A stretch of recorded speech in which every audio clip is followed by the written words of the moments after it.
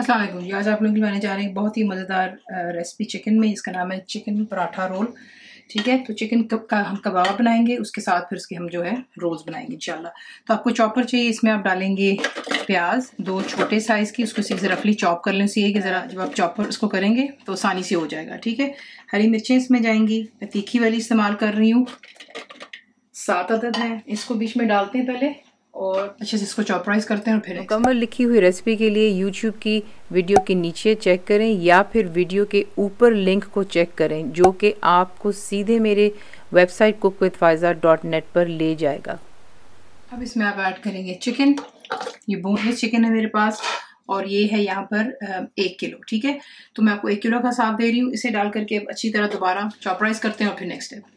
अब इसमें हम डालेंगे जो कि मसाले हैं। तो ये चला गया इसमें साबुत जीरा 2 टीस्पून है लेवल्ड, धनिया पाउडर ये 2 टीस्पून लेवल्ड है, कुटी हुई काली मिर्च 1 टीस्पून लेवल्ड है, नमक इसमें 1 टीस्पून डाल रही हूँ। आप अपने जायके के मुताबिक कम या ज्यादा कर सकते हैं। कुटी हुई लाल मिर्च इसमें डाल रही हूँ 2.5 टीस्पून। अगर आपको ज्यादा तीखा पसंद नहीं तो आप कम भी डाल सकते हैं। अदरक लहसुन का पेस्ट इसमें जाएगा 2 टेबलस्पून बिल्कुल भरकर, और जाएगा भुना हुआ बेसन 2 टेबलस्पून बिल्कुल भरकर डालेंगे। ठीक है, इसको और बीच में हम डालेंगे थोड़ा सा पुदीना, चंद पुदीने के पत्ते डालूंगी मैं, 15-20 समझ लें। ठीक है, और बीच में डालेंगे हरा धनिया तकरीबन 3 से 4 टेबलस्पून जितना।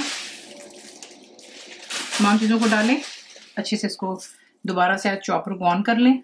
तमाम चीज़ें जब एक जान हो जाएं तो फिर उसके बाद आपको दिखाते हैं नेक्स्ट स्टेप क्या होगा। अब हम उसकी बना लेते हैं चटनी। ठीक है, तो इसमें आप हरी मिर्ची अपने जायके के मुताबिक कम या ज़्यादा डाल सकते हैं। मैंने इसमें 5 डाली तीखी वाली। दही इसमें जाएगी 1 कप, दही चला गया।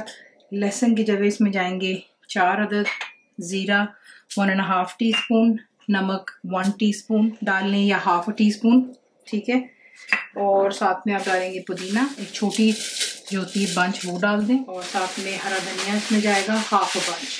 ये तमाम चीज़ें डालकर इसको अच्छे से ग्राइंड कर लें, और उसके बाद आप चेक कर लें कि अगर आपको नमक कम लगता है तो आप इसमें कम कर ज़्यादा डाल सकते हैं, लेकिन शुरू में 1/2 डाल लें। मैंने बहरहाल 1 डाला। ठीक है, इसे ग्राइंड करते हुए फिर आपको दिखाते हैं। कबाब बनाने का बहुत से आसान तरीके हैं। ठीक है, सिंपली अगर आपके पास में स्क्यूअर्स नहीं है तो इस तरह की जो भी डोई होती है घर पर, उस पर आप हल्का सा तेल लगाते हो, हाथों पे लगाते हैं आप, और उसके बाद जो है मिक्सचर को यूं उठा करके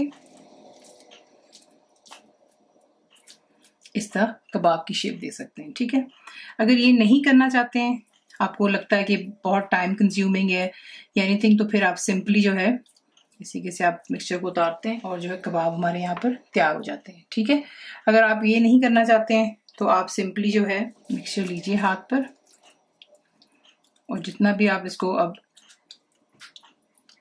लंबा या छोटा बनाना चाहते हैं ये देख लें। ठीक है, इस तरीके से भी आप बना करके कबाब बना सकते हैं। ठीक है, तो कबाब तैयार करते हैं और फिर आपको दिखाते हैं नेक्स्ट। तेल आपने गरम कर लेना है और इसको हम शैलो फ्राई करेंगे।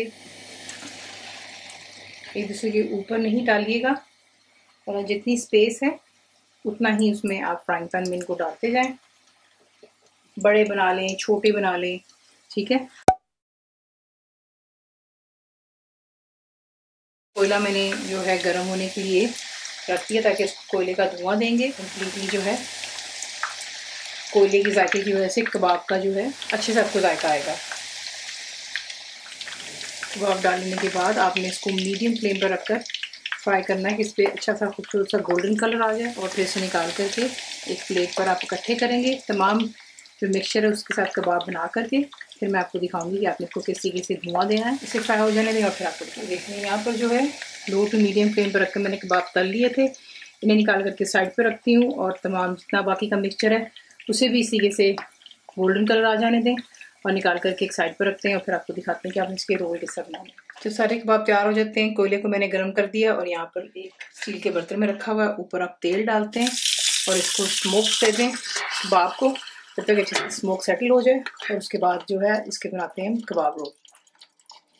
अब आपने इसकी जो सर्विंग कुछ यूँ करनी है कि मार्केट में एक्चुअली काफ़ी ज़्यादा जो है रेडीमेड पराठे आ गए हैं, जिससे लाइफ काफ़ी आपकी ईजी हो जाती है, स्पेशली अगर आप वर्किंग क्लास हैं। ठीक है, तो मैं भी आज रेडीमेड ही इस्तेमाल कर रही हूँ।